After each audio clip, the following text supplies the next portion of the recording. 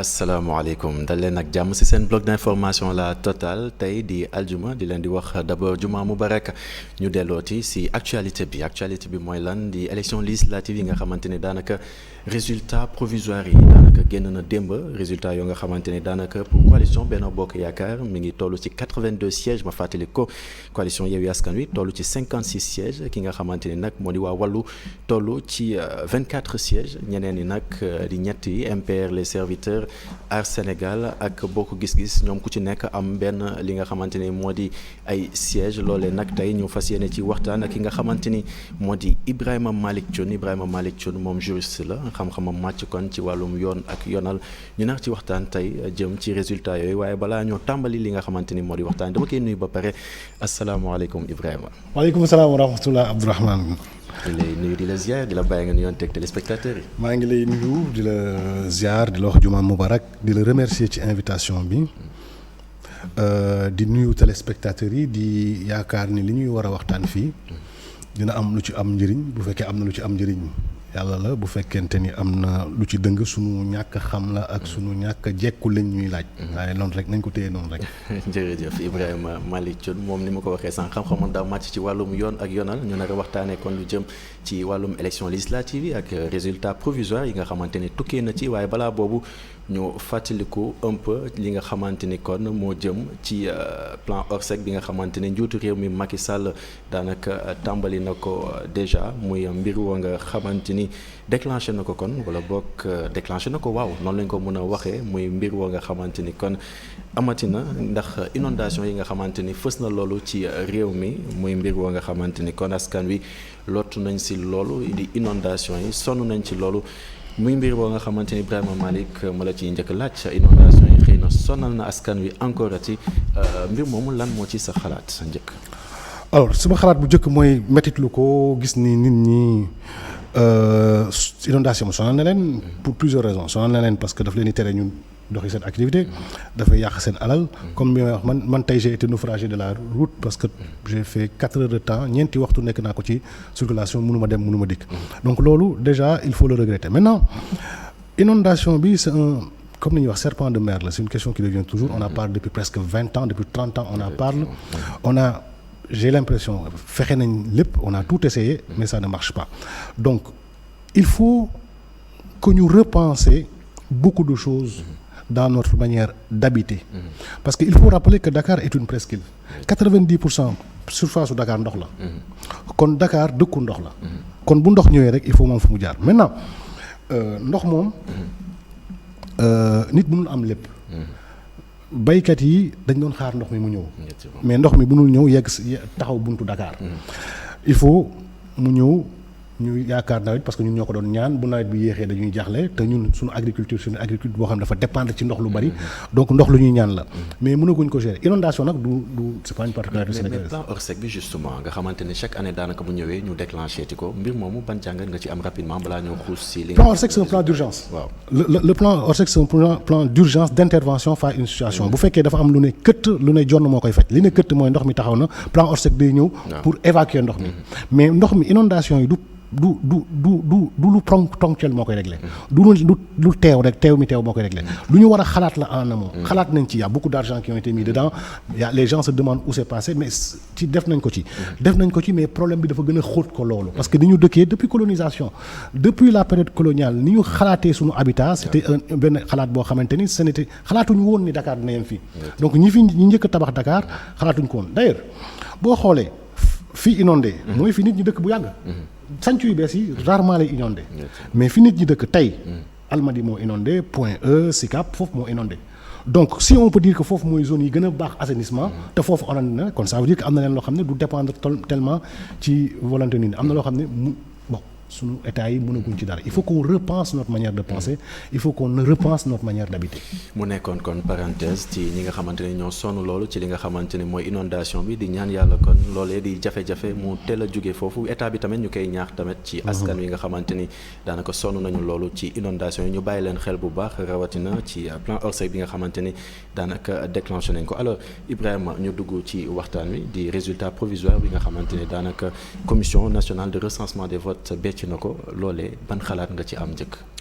alors xalaat bi ba ci njëkk am mooy avant ñuy analyser dafa am ay constats yu am ñu war a féliciter ñetti nit. dañu war a féliciter peuple sénégalais. war a féliciter les acteurs politiques wala féliciter l'administration. lu tax peuple sénégalais bi war nañ leen féliciter parce que rare na Afrique. nga gis ñu xëy voté gont dox suñuy soxla xëy liggéeyi bëriwul Afrique. Afrique saa yoo fi déggee élection commencé ñu dégg ay nombre de morts. loolu moo fi am. mais Sénégal quand même c'est une exception démocratique boo xamante ni on vote depuis longtemps et on sait maintenant voter et bien voter. dañuy xëy dem voter ñi bi jàll ci leneen. première chose donc il faut féliciter le peuple sénégalais. il faut féliciter les acteurs politiques yi ñu nekk ci pouvoir bi comme ñu nekk ci opposition bi il faut les féliciter. pourquoi parce que def nañ campagne électorale amul xiiroo amul ngaañoo am na quelques escarmouches mais mënut a ñàkk. mais def nañ campagne électorale wër nañ Sénégal wax nañ li ñu bëggoon wax daje nañ li ñu bëggoon daje. gisuñu ci benn. am na quelques bis bi yu amoon diggante ñii di wax ñii dañ c'était vendu ñii di wax ñii c'est des menteurs mais loolu mënut a ñàkk ci ku jëla bokk. il faut féliciter l'administration. Sénégal je crois que léegi l'administration a fait la démonstration que on peut organiser des élections en bonne et due forme. élections yi résultats yi peu ou prou baax na. dans les grandes masses c'est les résultats dañuy révéler la sincérité du vote l'intention des Sénégalais. il y a dëgg la des contestations. qui vont être soldés par des voies de recours am na yoon boo xamante ni boo amul lu la neex foofu ngay dem ñu kii ko mais contestation ci élection yàqul élection te du gàkk ci démocratie pourquoi démocratie bi ñuy jiiñ ni mooy démocratie bi gën a mag ci àdduna bi muy États-Unis organise na ñaari élection présidentielle benn bi ba léegi xamaguñ ko gagné benn bi dañu compté waat voix yi en Floride dañu compté waat voix yi benn bi ki ëppale voix moo perte bon peut-être yaa ci problème système électoral bi mais donc problème vote yooyu ci démocratie yëpp lay am mais pour les grandes parts Sénégal l'administration a bien organisé les élections il y a parce que boo xoolee contestation bi yëpp sur tous les bureaux de vote qu'on a eu au Sénégal même opposition bi ñu contesté il parle d'un PV de 2 PV de 3 PV mais bu ñu demee ci dëkk ba def élection problème am ci 2 PV ak 3 PV loolu problème amatu fa loolu la ñuy wax c'est epsilon c'est négligeable bon mun na am ay conséquences parce que su fekkente ni PV yooyu ñoo déterminer yenn députés yi ça peut être problématique. c'est vrai que mënoon nañu fexe ba loolee bañ a am itam. ci lañ jëm mais il faut quand même les féliciter. parce que on vient de loin. on vient de loin c'est-à-dire Sénégal ni ñu fi doon organiser élection Sénégal demoon nañ ba benn instant élection yi à l'avance xamoon nañ ni muy demee mais léegi élection yi dañ koy xool gis PV yi mi jaar fi mu war a jaar ñu contesté administration ils ont été très bien formés d'ailleurs ñiy contesté élection yi nii tey quand ils ont gagné au niveau des élections locales contesté wuñu woon donc ils pouvaient dire que administration bi organisé wu ko baax moi je ne suis pas d'accord qu'on fasse ce procès là à l'administration l'administration on sait organiser des élections et il faut les féliciter d'accord léegi ñu ñëw xëy na ci jàngat gi mooy résultats yi nga xamante tukkee na ci commission nationale de recensement des votes Benno Bokk Yaakaar 82 sièges Yewwi Askan Wi 52 sièges Wallu 24 sièges loolu ban jàngat lañ ci mën a def. dañ ciy def premier jàngat bi mooy résultats yi serré na configuration politique bi ñu ngi koy soog a am ci Sénégal. mooy un parti au pouvoir qui n'est pas maître au niveau de l'Assemblée nationale ñu ngi koy soog a am mais loolu li ñu ciy njëkk a jàngat mooy Yewwi Askan Wi gagné na Benno gagné na Benno perte na alors. tekkil ñu loolu lépp. ma teg ko. waaw commençons par Yewwi Askan Wi.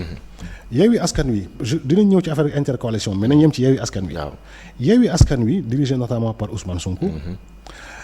législature bi passée. waaw ils avaient un député obtenu au plus fort reste. législature ba ca topp. ñu am 50 et quelques députés. c'est une progression de presque 500%. loolu victoire mënu ko gën a mat.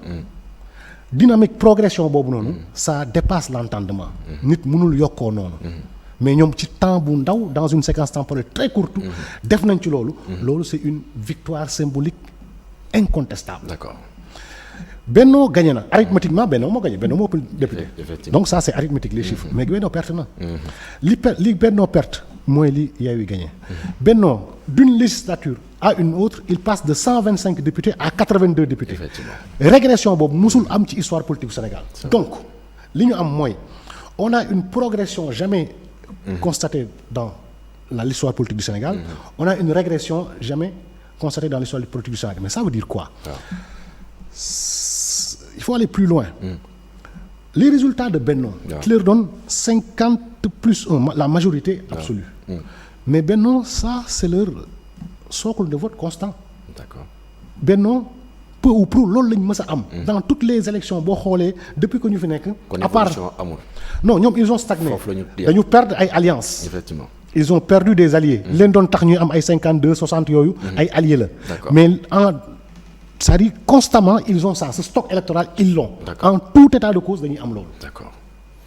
léegi li ñuy wax le vote flottant ñi nga xamante ni ñooy nekk fii jékki-jékki ñi déterminer vote bi. ñooñu la Benno perte. d'accord. Également la montée des jeunes. La montée des jeunes qu'il faut relativiser parce que les jeunes ne votent pas. Effectivement il faut relativiser par rapport à ça parce que gis nañ ne jeunes yi voté wuñu te loolu doon na aspect bu am solo suñu waxtaan ci kanam. oui dinañ ci ñëw. waaw donc Benno léegi Yewwi def nañ benn pas boo xamante ni ils vont être à l'épreuve de la consolidation. parce que Benno li mu am moom téye na ko depuis presque 10 ans loolu la am. d'accord. Benno lii mi ngi Yewwi lii mi ngi koy soog a am. ndax dina ko téye. loolu débat bi yëpp foofu nekk c'est ñoom loolu mooy seen enjeu. d'accord. Wallu. on avait vite fait d'enterrer quelqu'un dans le paysage politique sénégalais mooy Maître Abdoulaye Wade. d'accord. Or Maître Abdoulaye Wade s'il y a une constance ici au Sénégal c'est lui. d'accord. Maître Abdoulaye Wade boo xoolee depuis bi muy dugg ci Assemblée nationale du temps de Abdou Diouf. il est toujours aux alentours de 18 à 30 députés ci loolu la mus a nekk. à part bi mu nekkee président nga xam ne avec le jeu des. il est passé président sax par une coalition pas avec PDS. mais li mu mus a diriger moom tamit. votam boobu. musa ko ñàkk téye na ko. d'accord. donc amoon na benn espace bu libre. kon ñëwoom bi ci Sénégal ci veillu li nga xamante ne mooy élection yi am na solo mu am. Abdoulaye Wade lu mu munti def ci Sénégal ci politique. dafay am impact. Abdoulaye bu noppee. day am impact. bu waxee day am impact bu toogee France day am impact bu ñëwee Sénégal day am impact parce que Abdoulaye Wade la. longévité politique Abdoulaye Wade ak sympathie bi ko nit ñi dencal. et Abdoulaye Wade c'est pas n'importe qui. bien sûr. Abdoulaye Wade c'est le père de ñiy def politique ñëpp. ñi ci dugg Abdoulaye moo tax ñu dugg ci. ñi ci nekk Abdoulaye moo leen ci dugal. kon Abdoulaye Wade c'est une donnée constante de la politique sénégalaise kon li mu moom noonu am na ko. et c'est là-bas où tamit il faudra analyser l'intercoalition. Intercoalition ça n'existe pas. Juridiquement, ça n'existe pas. Juridiquement, l'intercoalition n'existe pas juridiquement. Il n'y a pas une liste qui s'appelle intercoalition qui a été déposée. mais ñoom mën nañu dem ca pencum ndawi réew ma créer seen groupe parlementaire. Ils sont libres ñu boole seen doole foofu. mën nañ créer benn groupe parlementaire tuddee ko Yewwi Wallu wala ñu tuddee ko jeunesse nu ñu ko neex tuddee ko. parce que moom dañuy déterminer kii bi rek ñu xool appartenance ku mu neex bokk. ku mu neex tamit bañ a bokk. donc comme am na recomposition géopolitique bi nii. ku ne xam nga léegi yow sa doole fan la toll. ku ne xam na li nga am dara yokku ci Ousmane Sonko xam na ni léegi li mu amoon am na lu ci yokku mais nan la koy téye. Abdoulaye Wade xam na li mu am fi mu toll. d'accord. mais dañu jëm ci beneen élection bu gën a am solo. parce que élection bi galop d'essai la woon ci élection bii di ñëw. d'accord. élection bii ñu nekk nii. dafay c'est une élection qui a été biaisée et tronquée. jamais une élection n'a été aussi biaisée que tronquée. Pourquoi? L'élection a été tronquée au départ. Les partis politiques. Bon, ça également, il faut le dire. Ni bëgguñu jiite, ils ont été incapables quand même de bind liste. Autant Benno que Yewwi. D'accord. Ils ont été incapables de bind liste quoi. Bind liste ne lii mooy li loi bi wax la ñuy def. Ils en ont été titulaire bi ñu teg ko côté beneen liste bi suppléant bi ñu tegee ko côté. Donc loolu mooy première erreur bi. waaw première erreur bi mooy ils ont les erreurs yi parti politique yi def. pour déposer liste bi. Deuxième erreur bi à mon sens mooy la décision du Conseil constitutionnel. Une décision assez bizarre. Décision boo xam dañ naan titulaire amatul suppléant moo am mais suppléant bi amul titulaire te suppléant bi mënul am suppléant moom. donc lii musul am. Conseil constitutionnel dafa nekkoon peut-être dans une logique d'apaisement mu def ko donc loolu ça tronque les élections pour preuve. waaye Yewwi li ñu bëggoon amuñu ko. parce que seen titulaires yi. ñoom lañ bëggoon ñu dem assemblée nationale. mais comme amuñu titulaires yi ils ont fait des succédanés des pis-aller. des fautes de mieux teg leen fa. équipe B bi quoi. équipe B Ousmane Sonko moo wax équipe B donc équipe B ça veut dire que c'est les coiffeurs quoi comme on dit dans le football c'est pas les titulaires bon bu match bu am solo amee duñu football. donc mun nañ sax douter ci qualité wu li ñuy yóbbu assemblée nationale. effectivement. donc deuxième élément bi tronqué élection yi. mooy loolu première chose les listes deuxième chose. le conseil constitutionnel. troisième chose. l'équipe B. quatrième chose le débat programmatique qui n'a pas été présent.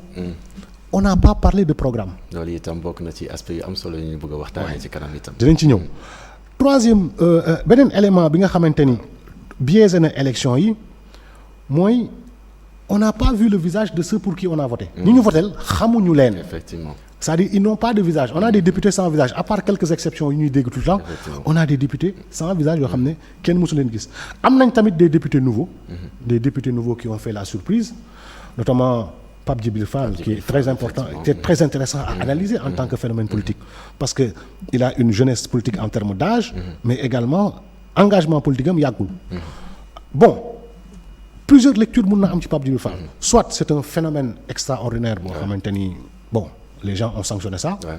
Soit il a bénéficié pendant 1 an, en tout cas li mu nekk télévision, il a bénéficié d'une exposition médiatique sans coup férir. Donc il a caché son jeu. di wax pour préparer une future candidature. Donc loolu tamit ay lecture la yu mën a am. d'accord muy mbir yoo xamante ne am na solo loolu mais man dama dégg sa wax léegi ngeen ne coalition Benno Bokk Yaakaar dafa am majorité absolue muy mbir boo xamante ne maître Ousmane Seye dégg naa mu wax ko est-ce que réellement coalition Benno Bokk Yaakaar am na majorité absolue ci bu ñu sukkandikoo ci résultats yi nga xamante ne résultats provisoires yu ñu jotagum est-ce que coalition Benno Bokk Yaakaar majorité absolue la am. Majorité dafa am ay termes yoo xam bu ñu ko leeralul. waaw nit ñi dañ ciy réer majorité bu ñu waxee majorité dafa am ñetti majorité moo am. ban dafa am majorité simple. majorité absolue. ak majorité qualifiée. ñett yu bokkul la. majorité simple. mooy ku ëppale. c'est-à-dire majorité simple mooy bu ñuy jongante. bu ñuy jogante ki ëppale moo am majorité simple mooy gàddu. d'accord bu fekkente ni 10 la am sax ñeneen ñi am 5 moom am na majorité. ça c'est la majorité simple mooy ki ëppale rek. effectivement. majorité absolue mooy genn wàll. plus benn loolu mooy majorité absolue. genn wàll plus benn. waaw am nga majorité absolue. d'accord du ko ëppale. mais ki am genn wàll plus benn. majorité qualifiée. dafa am ay textes yoo xamante ni wala ay dispositions yu nekk ci constitution bi. bu ñu ko bëggee def. c'est voté à la majorité absolue des 3/4. du majorité absolue moo koy gagné mais majorité qualifiée moo koy gagné. d'accord am na par exemple bu ñu bëggee def une réforme constitutionnelle. bu ñu bëggee changer constitution bi il faut une majorité qualifiée des 3/4. du coup Macky Sall mënatul loolu. Macky Sall ne peut plus toucher à la constitution. parce que mun na am majorité absolue. pour les lois ordinaires. mais mënul am majorité qualifiée pour les révisions constitutionnelles. loolu blocage la et loolu day wane rôle assemblée nationale Sénégal dégg naa sax benn ministre sénégalais buy wax ni Sénégal régime parlementaire la régime présidentiel la non. ñu bëri dañ koy wax régime parlementaire régime présidentiel finalement Sénégal régime lan la. nañ régler lan mooy régime xam nga dafa am benn ay problèmes yu amoon Angleterre. vers les années 1500. diggante royauté bi ak voilà la bourgeoisie naissante. mais sama question fàttewu ma ko bu ñëwee jugee ci régime dañuy ñëw ndax coalition Benno Bokk Yaakaar ndax moom am na majorité. si coalition Benno Yaakaar am na majorité absolue. la majorité absolue c'est la majorité plus 1. waaw kon ñoom am nañ majorité absolue. ok selon les résultats provisoires. ñu ñëw ci régime bi. waaw régime bi. donc John Locke théorisé benn affaire bu ñuy wax la séparation des pouvoirs ñu ne nguur bu ko kenn yoree. moom rek bu ko yoree du baax. il faut ñu teqali ko. tout homme qui a du pouvoir a tendance à en abuser. Il va jusqu'à ce qu'il soit limité par le pouvoir donc ñu ne doole rek moo koy téye. d'accord kon nu ñuy def ñu ne doole bi yëpp duñ jël jox ko kenn dañ koy séddale ci ñetti pàcc. mooy séparation des pouvoirs. waaw dañuy jël pouvoir bi jox exécutif. jox leen li législatif jox leen li judiciaire. d'accord loolu mooy séparation des pouvoirs. léegi séparation des pouvoirs bu ñuy wax affaire régime politique dañuy xool diggante exécutif ak législatif. ñu ne foofu séparation du pouvoir bi ñaari mbir la mën a nekk mun na nekk une séparation stricte wala mun na nekk une séparation souple ma ñëw séparation stricte mooy du ñu mën a jote dara exécutif bi du mënal dara législatif du mënal dara exécutif bi du mën a dissoudre parlement bi du mën a destituer exécutif bi loolu la ñuy wax régime présidentiel. d'accord moo am États-Unis président bi mënul dissoudre congrès bi mënul destituer président bi sauf le cas de l'impeachment d'ailleurs dans un régime présidentiel on voit rarement le gouvernement américain mosoo ko dégg premier ministre américain mosoo ko dégg foofu exécutif yëpp benn nit la muy président moo tax ay secrétaire d'état lay am mooy ñu koy jàppale ci liggéey. effectivement régime parlementaire mooy c'est un régime de cohabitation. nee nañ bu fekkente ni législatif dafa nekk nee. waaw exécutif bi nekk nee jotewuñ dara. bu baax problème day am. léegi nag ñu ne on va créer ce qu'on appelle l'équilibre de la terreur ñu ne législatif bi mën na destituer gouvernement bi mun na destituer parlement bi.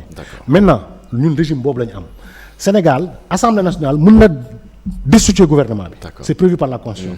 Sénégal le président de la République peut dissoudre l'assemblée nationale.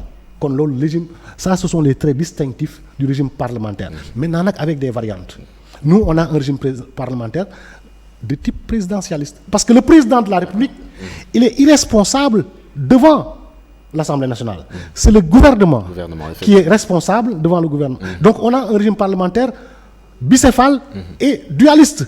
Bicéphale à deux têtes, le Premier ministre et le président.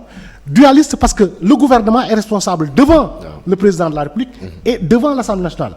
Le Premier ministre peut être destitué par l'Assemblée nationale via la motion de censure et le Premier ministre peut être révoqué par le président de la République parce que le président de la République nomme et révoque aux emplois civils et militaires. Effectivement. Kon ñun Sénégal régime parlementaire lañ mais li fi amoon mooy ce qu'on appelle le fait majoritaire.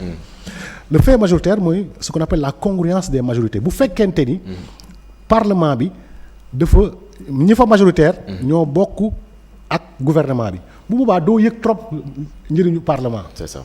Parce que lu ñëw jàll.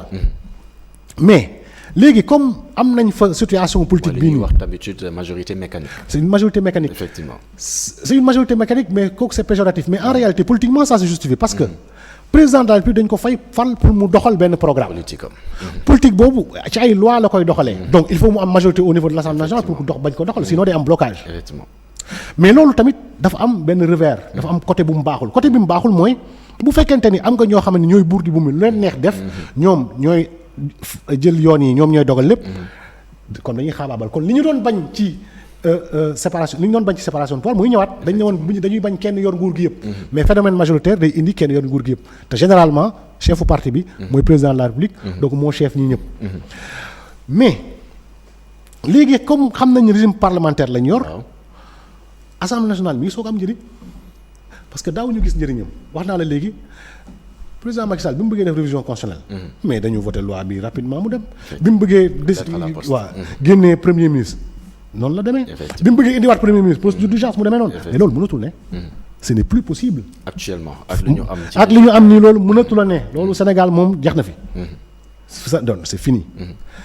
mais. maanaam foo ñuy négocier lépp. loolu lépp foo ñu koy waxtaanee daal. démocratie mooy loolu wax naa la régime parlementaire c'est un régime de cohabitation. régime de cohabitation mooy nit ñi c'est un régime de collaboration. nit ñi dañu war a waxtaan. ci ni ñuy yoree réew mi. parce que réew du benn gis-gis rek moo ko yor gis-gis yu bëri ñoo ko yor pour preuve sénégalais yi bi ñu leen laajee ne leen voté leen dañu voté ñii kon jàpp nañ ni ñëpp war nañ ci mën a jàpp. léegi dafa am benn question buy ñëw mooy cohabitation. Cohabitation. Dans le vrai sens du terme. Dans le vrai sens du terme. Cohabitation, c'est pas un terme juridique. Il n'y a aucun texte juridique ou un lexique juridique qui définit la cohabitation. Amul benn texte bu ko définir amul. D'accord. Mais régime parlementaire dafay ànd ak loolu. Bu fekkente ni dafa am une majorité bu nekk à l'Assemblée nationale qui est différente de la majorité qui gouverne. Léegi la tradition, pas les textes. Dañu naan premier ministre bi opposition bi nga xam ne moom majoritaire moo koy désigner mais ñun suñu problème mu texte yi. suñu texte dafa am problème cohabitation ni ñu koy waxee xalaatee ko France gisoon ko fa mënul am fii. am mënu fi am. léegi loolu lan la ni ñu ko waxee xalaatee ko France comme ni nga ko waxee lan la exactement. France mooy ki nekk ki gagné assemblée nationale. mooy voté mooy nommé mooy désigner premier ministre. président bi nommé ko kooku mooy désigner membre gouvernement am ñuy doxal. d'accord loolu mënul am Sénégal. mënul am Sénégal. Pourquoi? Parce que président de la République. Constitution bi dafa ne mooy nommé aux emplois civils et militaires. ak am na tamit ay compétences réservées des articles 47 et 52 de la Constitution. C'est les pouvoirs propres du président de la République moom moo ko moom. Effectivement bokk ko kenn en partage. léegi cohabitation pour mu am président il faut mu nommer premier ministre bi mais président mun na nommer gouvernement boppam bu nommer gouvernement boppam. gouvernement boobu ñu voté benn motion de censure au niveau de l'Assemblée nationale gouvernement bi daanu. D'accord. Président le lendemain sans premier ministre. président day xëy tey suba nommé benn premier ministre bu bokk ci parti am. Effectivement. bu bokkee ci parti am ñu dem assemblée nationale. assemblée nationale de comme ñoom ñoo majoritaire. ñu destituer gouvernement boobu. par la voie de la motion de censure. Bien sûr. D'accord kon gouvernement bi day daanu. day daanu waaw. mais lan la ci ngoon si bu ñu ko daanelee ci suba si. waaw président bu ñu ko daanelee 8h10. day nommé waat beneen gouvernement. te bu nommé waatee beneen gouvernement boobu assemblée nationale bi ci session bi pendant 1 an dootu ko mën a daaneel loolu la constitution bi wax. D'accord. De la même manière. président de la république actuellement. fii ak ñaari at. mënul daaneel assemblée nationale bi. dafa am ay protection yoo xam ne sunu système bi da ko def parce que ñun sunu système il est d'inspiration française mais il n'est pas totalement français. D'accord. kon cohabitation. mënu fi am. Pour 2 raisons, parce qu'aujourd'hui, l'opposition n'a pas la majorité, ouais. Mais la deuxième raison, les raisons techniques que je viens d'évoquer. Effectivement. Mooy que président day jël gouvernement ñu daaneel ko ci ngoon si mu jaar benn gouvernement ñooñu mënatuñ ko daaneel pendant la session. Effectivement muy mbir yoo xamante ne xam naa yaakaar naa ne leer na nañ mais dafa am beneen mbir bu ñu seetlu te démb la xew muy ki nga xamante ne moo teewal ki nga xamante ne mooy Yewwi Askan Wi daanaka bu ñu génnee li nga xamante ne moo di résultat yi dafa ne du signé PV bi signé wu ko loolu yan njeexital la mën a am. xam nga dafa am lu ñuy wax le défaut. ak littératif défaut. bu fekkente ni dafa am loo xam ne da nga ko war a def. defoo ko. tu ne dois pas être source de blocage. boo ko signé wul. du tere résultat yi ñu proclamé. D'accord. da nga koo war a signé. daf ko war a signé. daf ko obligation la ci moom ngir mu def ko. bu ko obligation la pour mu signé ko amul benn njeexital mais bu ko deful dañuy def dañuy taxaw. du ñu taxaw. dañuy continuer te loi bi prévoirul situation boo xamante ni bu ko représentant bi signé wul. conséquence juridique bi ciy nekk day am ci parfois day am ci droit. ay interdiction yoo xam ne c'est pas suivi de sanction day am ci droit. on pose une interdiction. mais derrière on ne voit pas la sanction lii dañ koy tere mais après defuñu sanction. D'accord.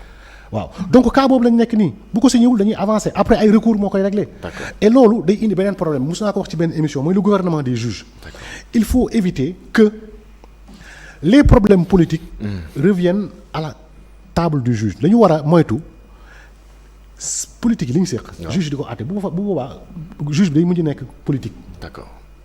Or Sénégal juge du ñu ay politique. Le Sénégal dañuy wax pouvoir judiciaire sax mais en réalité pouvoir judiciaire amu fi. C'est une autorité judiciaire. Parce que dans une démocratie. pouvoir yaa ngi koy amee ci pal. C'est l'élection qui confère le pouvoir. Or au Sénégal il y a que 2 entités qui sont élues. Effectivement. C'est le président de la République élu au suffrage universel et les membres de l'Assemblée nationale qui sont élus. Et donc ñoom ñooy am pouvoir. Mais juge yi kan moo leen élire dañu jàng génn ENAM dem ñu fal dañ leen fal. Ils n'ont pas de poste électif. Donc ils n'ont pas de pouvoir. C'est donc une autorité juridique moo fi am. Autorité judiciaire. waaw moo fi am Sénégal. alors justement autorité judiciaire yooyu noonu comme que noonu nga ko tuddee. nan la ñuy def ba saisir leen ngir voie de recours yi maanaam voie de recours yi nga xamante ne nit gis na ne résultats yi ñu ko jox arrangé wu ko gis na ne du boobu mooy résultats yu baax yi en tout cas seen gis-gis yan voie de recours lañ ko permettre tey ngir mu mun koo dox ngir am satisfaction ci li nga xamante ni kon mooy résultat xëy na yu nga xamante ne yaakaar na ko. mun voie de recours yi mu am loi bi prévoir na ko. Y a des voies de recours qui sont prévues par le code électoral. d'accord ci résultats yi code électoral am na ay voies de contestation yu mën a dem bu commission bi waxee. mais également il y a des voies de recours de droit commun comité électoral commission électorale bi. acte administratif lay posé. Et acte administratif on peut l'attaquer. Donc am na ay voies de recours yoo xam ne mën nañ ko am devant le conseil d'État mën nañ ko am devant certains tribunaux loolu dinañ ci jaar ba mu jeex parce que tant que soldé wuñu recours yëpp le résultat n'est pas encore définitif. Effectivement parce que pour le moment provisoire la ñu am. c'est provisoire les résultats définitifs conseil constitutionnel moo koy wax. tant que yegguñu foofu lii nii ay résultats provisoires la. d'ailleurs sax on ne peut pas encore installer l'Assemblée nationale. mënaguñu installer Assemblée nationale. ci septembre inchallah lañ septembre mais avant ñu koy installer il faut que la proclamation définitive des résultats intervienne mais tant que loolu am na ay voies de recours. voies de recours nag am na ay voies de recours normales. mais parfois am na une pratique intempestive. gars yi dañuy dugg ci affaire yi du def recours pour recours. c'est de bonne guerre. politique loolu dafa ànd ak loolu. politique dafa ànd ak caay-caay tuuti. gars yi parfois dañuy def parce que. man je dis pour être très honnête. mais problème yii ñuy am nii waa Benno Bokk Yaakaar ak waa Yewwi Askan ñoo ko indi. ñoom ñoo mënul remplir liste électorale c'est-à-dire ñoom ñoo mënul toog bind ni kii góor la kii jigéen la ñoo ko mënul def. parce qu'à un moment tamit il faut que chacun prenne ses responsabilités. félicité naa leen ci seen progression yooyu. mais benn instant tamit il faut que nos hommes politiques ñu am un minimum de compétence. wala am nañ compétence mais ñu moins négligent. am moins de légèreté. Parce que je trouve que ce qui s'est passé au dépôt des listes c'est une légèreté. ñu koy jiñante kii moo ko déposé woon kii moo ko déposé woon kii moo ko fàtte déposé ànd na ak moom. donc loolu ça n'honore pas la démocratie. Effectivement. mais bon ñu jàll. muy ay jafe-jafe yoo xamante ne amoon na ci tàmbali gi. waaye nag jafe-jafe yi nii ñu rencontré jamono ji moo jëm ci ñi nga xamante ne ñoo nekk ci liste yi. te boo deful nag duñu dugg ci pencum ndawi réew mi. ki nga xamante ne mooy Guy Marius Sagna xamle na mbir wu ni mel. ndax ñu ngi wax ne casier judiciaire am la ñu bëgg a attaqué ngir justifier li nga xamante ne mooy doxalin boobu yow ban xalaat nga ci am en tant que koo xamante ni xam-xamam màcc na ci wàllum yoon est-ce que casier judiciaire mun a tere tey kenn ngir mu nekk ca pencum ndawi réew mi ak ci yan anam. dafa am bu ñu lay fal dafa am charte yu ñuy teg pour fal la. bien sûr charte yu ñuy teg mooy dafa am yoo xam ne waroo koo def. boo ko defee day tax doo mën a nekk kii bi kooku c'est les conditions d'éligibilité. d'accord léegi bu ñu la élire ba pare. en principe rien ne s'oppose à ce que nga dem Assemblée nationale. D'accord. parce que filtre bi. c'est au niveau de l'élection. effectivement ci tàmbali bi c'est-à-dire aujourd'hui on dit que Karim Wade mënul nekk il faut compétir. ci tàmbali bi bu déposer tour liste turam dañ koy rejeter. Khalifa Sall bu ko déposer dañ koy rejeter. Guy Marius Sagna n'était pas dans ce cas. Parce que le Conseil constitutionnel a accepté sa candidature. Effectivement. bu ñu accepté candidature am donc il est éligible.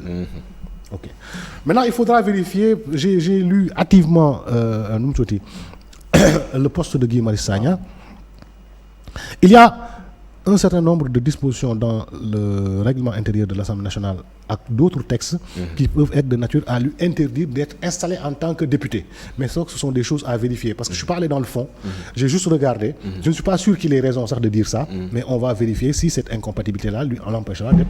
Mais dans tous les cas. Si les textes établissent bu fekkee textes yi établir nañu ni. moom mënul dem Assemblée nationale. Guy Marius Sagna l'une de ses particularités gi c'est d'avoir été un chantre indécrottable de l'état de droit. Guy Marius Sagna dafa mus a wax état de droit.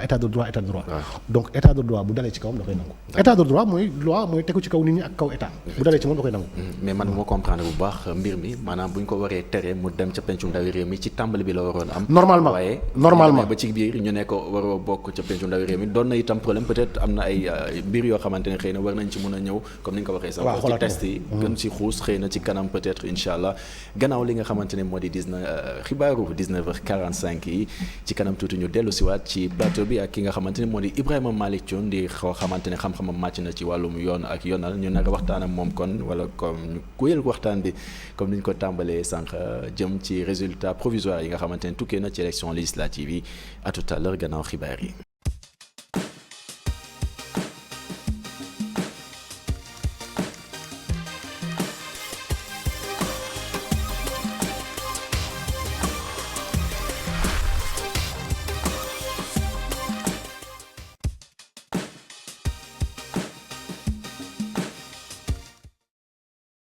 ci mbégte fegoog yéen ngir waxtaan ak yéen lu jëm ci résultat provisoire yi tukkee ci élection législative yi ñu ànd ci ki nga xamante ne moo di Ibrahima Malick Thion.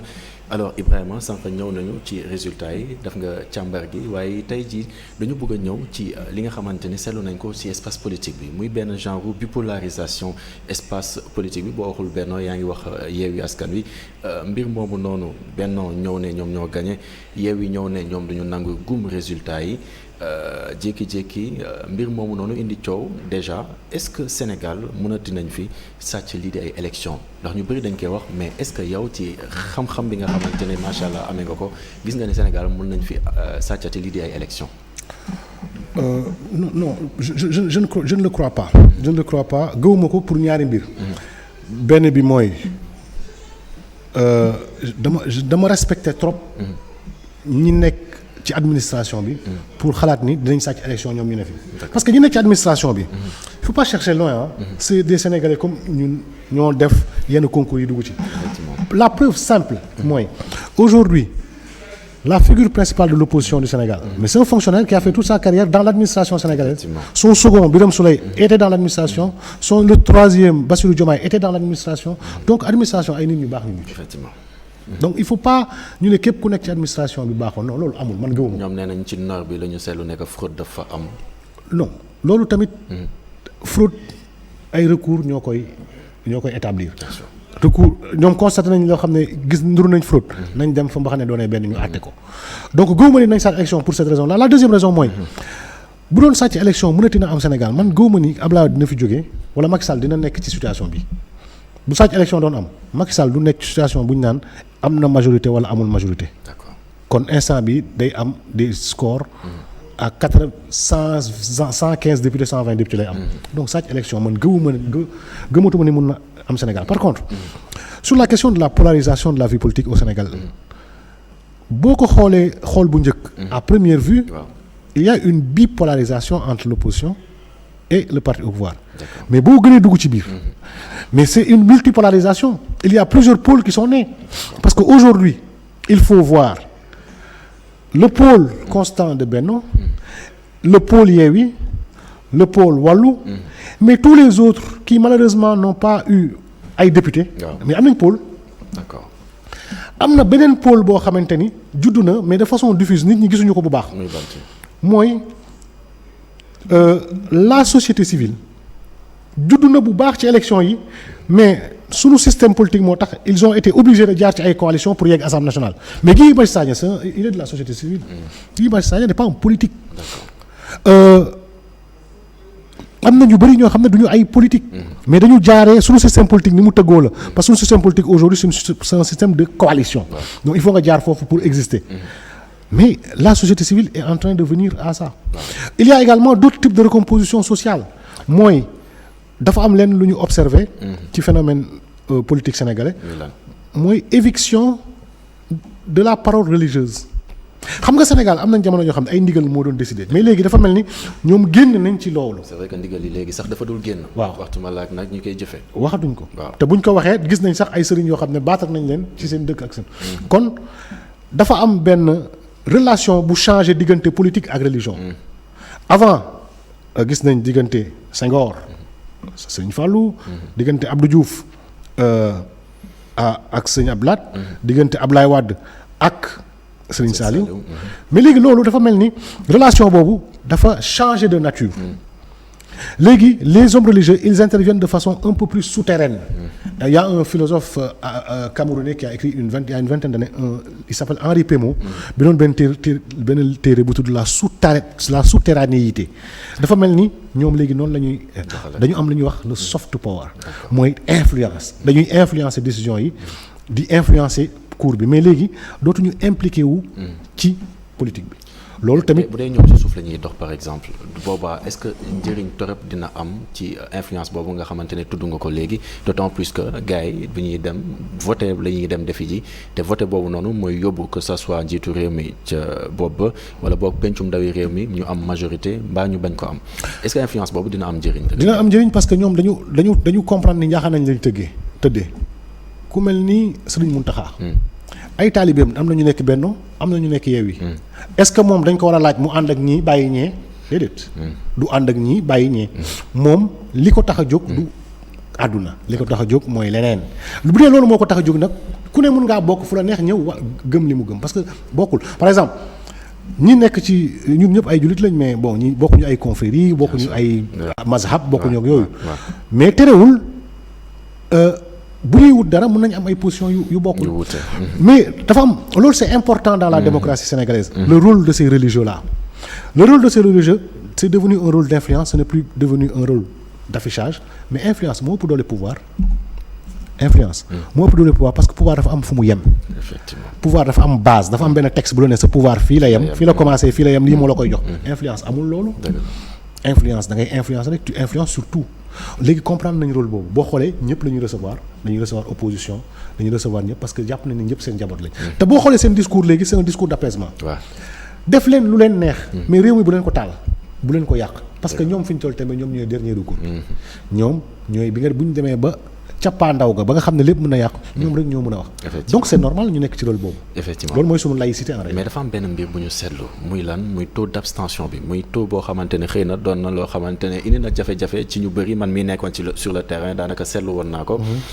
7 millions la ki nga xamante ne mooy président cour d'appel wax. mooy inscrits yi waaye 3 millions ñoo mujj 3 millions ak lu teg. ñoo mujj dem voter ji mbir moomu noonu yées loolu ban jàngat nga ci def. jàngat bi mooy 7 millions yooyu. Sénégal déjà l'âge médian est de 19 ans. fukki at ak juróom-ñeent. Sénégalais yi 60% yi ay xale lañ. boo xoolee inscrits yi ñi ci ëpp ay jeunes lañ. waaw mais dafa am loo xam ne c'est constant en science politique. du Sénégal rek fépp ci àdduna bi.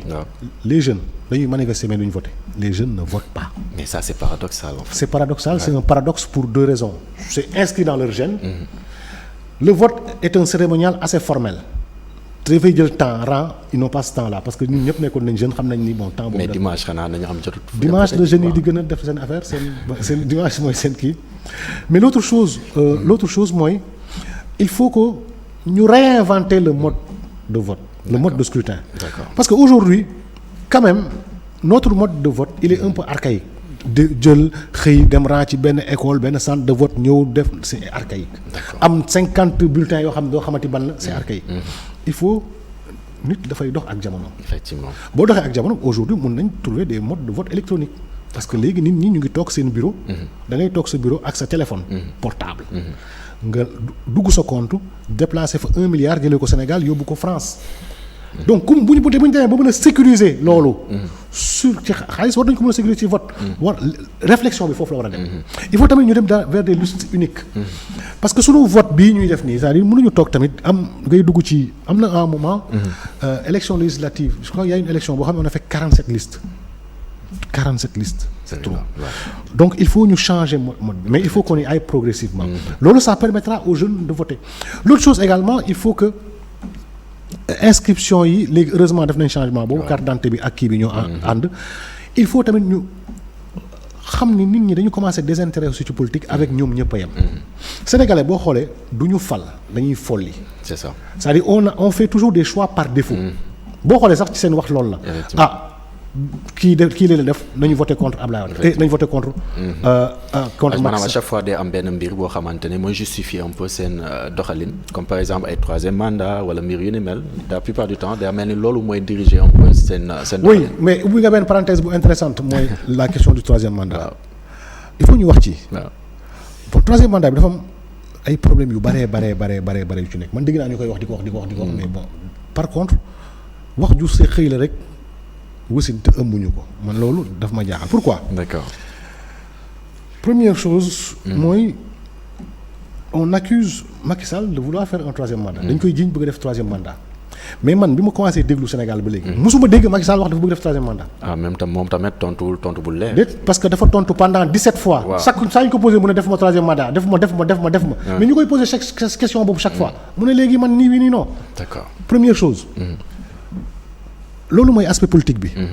bon mais beneen aspect bi mooy bon ñun Sénégal ñun Afrique on est un peu piégé par ces questions de mandat ah. D'accord. parce que les grandes démocraties existent sans avoir des mandats. Sénégal y a de grandes démocraties qui existent sans mandat et puis je crois à chaque fois damay gis ñuy joxe Paul Kagame en exemple. mais bon sur le plan des mandats c'est pas le bon exemple. maintenant ñu ñëw ci question juridique bi. c'est intéressant effectivement. est-ce que Macky Sall mun na am troisième mandat wala munul am troisième mandat. soxla nañ ci sa xalaat comme que juriste. juridiquement waaw gis nga même texte bi. waaw mu am ñaari interprétation yu waroo yoo xam ne ñoom ñaar ñëpp mun nañ permettre nga wax lii wala nga wax lee. alors dafa am lu ñuy wax le droit transitoire. mooy la succession de deux lois dans le temps qui régissent la même matière mooy. bu ñu amee benn yoon. boo xamante ne day àtte. ñaari yoon yu toftalu ci jamono di àtte même mbir mi nan la ñuy xamee li nga xam ne mooy wàllu yoon bu njëkk bi ak li nga xam ne mooy wàllu yoon bi ci topp c'est ce qu'on appelle le droit transitoire la succession de deux lois qui régissent la même matière ñu ne droit transitoire 3 principes moo koy organiser la loi a un effet immédiat loi bu yegsee li mu fi fekk lay àtte. waaw la loi dispose pour l'avenir buy àtte la ca kanamam lay àtte. la loi ne rétroagit pas du àtte la ca ginnaawam lu dul ñetti cas lay àtte la ci ginnaawam mooy moom loi bu waxee ci boppam man damay àtte li ci ginnaaw la loi rétroagit lorsque la loi le prévoit. D'accord. Le deuxième cas mooy bu fekkee ay loi de procédure la. wala de compétence. Troisième cas bi mooy bu fekkente ni dafa am ay loi pénale plus douce. bu ñu la tëjee fukki at am benn loi bu ñëw ne lii nga defoon léegi ñaari at lañ ciy tëj da nga koy profité. lan la ñu war a comprendre ci li nga wax. fa laa jëm.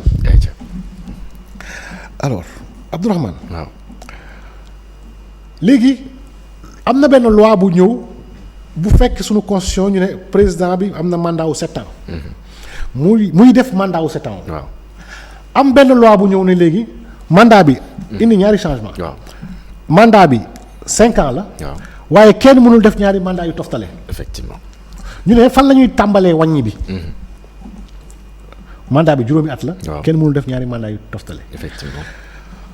bu fekkee effet immédiat bi la ñu appliqué. Macky Sall président bi muy nekk bi ñuy indi loi boobu moom mi ngi ci premier mandat wu 7 ans bi. waaw bu ñu jëloon effet immédiat bi. waaw dafa waroon arrêter écourter mandat bi mu nekk 5 ans. parce que la loi a un effet immédiat. amoon na yéene googu. amoon na yéene boobu conseil constitutionnel gàntal ko. effectivement mais dama lay wax ni mu war a demee. après ak ni mu demee noonu la waroon demee. effectivement. L'effet immédiat de la loi aurait voulu que Macky Sall écourta son mandat du jour où la première loi est intervenue. Auquel cas, la question ne se poserait pas. Bu boobaa am na premier mandat 5 ans. Deuxième mandat 5 ans. waaw mais léegi kon bu boobaa dañ doon wàññi mandat boobu. mais comme premier mandat boobu. waaw wàññi wuñ ko. waaw mu nekk 7 ans. waaw conseil constitutionnel ñu laaj ko en 2016 ne ko ñu laaj sa xalaat mu ne sa premier mandat est hors la portée de la nouvelle constitution mu ne premier mandat boobu. yoonu constitution bi nekku ci. kon bu boobaa bi ñuy tàmbali wàññi. dañuy wàññi ci deuxième mandat bi nga xam ne mooy deuxième mandat président de la République waaye mooy premier mandat wam bu ñu tàmbalee. ci constitution bu bees bi mais loolu jafe-jafe la de. muy jafe-jafe. waaw léegi bu ñu xoolee li conseil constitutionnel wax. bu ñu waxee ne akalaay taala. waaw pas li ma gëm. waaw mun nañ yegg ci li ma gëm après. bien sûr parce que côté moral bi. waaw itam am na solo. waaw bu ñu wax xoolee li conseil constitutionnel wax. waaw ak interprétation juridique bi ma la wax. waaw Macky Sall mun na def deuxième mandat mais. troisième mandat. troisième mandat. waaw mais deuxième mandat ci constitution bees bi. waaw mais Abdourahmane politique du ay loi rek république du ay loi république ay loi la ay gëm-gëm la ay doxalin la ay aspiration la le peuple est souverain. effectivement. république du ay loi rek loo dégg ñu naan des valeurs républicaines amul fu ñu ko définir. les valeurs républicaines ne sont définies nulle part. effectivement. kon bu fekkente ni taxaw nañ. di bañal Abdoulaye Wade dara. waaw mais Abdoulaye Wade bëgguñu nga def troisième mandat. mais bi ñuy wax ne Abdoulaye Wade bëgguñu mu def troisième mandat de l'aveu même de Barthélémy Dias. ñoom xamoon nañ ne Abdoulaye mën na def troisième mandat. d'ailleurs Abdoulaye Wade a demandé un troisième mandat. effectivement. le peuple a été souverain sanctionné ko. mais ñi doon bañal Abdoulaye Wade mu def troisième mandat. fan lañ ko tegoon. seen argumentaire c'était pas un argumentaire juridique. c'était un argumentaire axiologique bu fondé sur des valeurs ak la morale. ak lu mu waxoon. ak lu mu waxoon wax waxee. loolu mooy moral. wax waxeet moom mooy moral. Effectivement. parce que la parole du président le président de la République n'est pas un interprète de la Constitution. Le président de la République n'est pas un interprète de la Constitution. Sa parole n'a aucune valeur juridique sur la Constitution. La seule parole qui a un impact sur la Constitution, c'est la parole du Conseil constitutionnel. Sénégal dañu jël benn cours boo xam dañ ne ko yow affaire constitution rek yaa ci mën a wax. effectivement. Procureur de la République mënuñu wax ci constitution. Juge yi nekk Sénégal yëpp mënuñu wax ci constitution. D'ailleurs su fekkente ni dañ lay àtte nga taxaw ci àttekat bi. mu am benn yoon bu ñu la bëgg a teg. yow nga jàpp ni yoon bi dëppawul ak constitution bi juge bi lay àtte. da ngay poser ce qu'on appelle une question préjudicielle boo ko poser juge bi day taxaw dootul àtte. D'accord. Il sursoit à statuer jusqu'à ce que le conseil constitutionnel se prononce sur la constitutionnalité de la loi qu'on veut appeler. kon conseil constitutionnel moom la wax président de la République bu taxawee. tey dinaa def deuxième mandat troisième mandat 40e mandat. d'accord donc instant yi nii mun nañu ci ñu sukkandikoo sa analyse bi nga def tënku ko kon ci li nga xamante ne moom la constitution wax.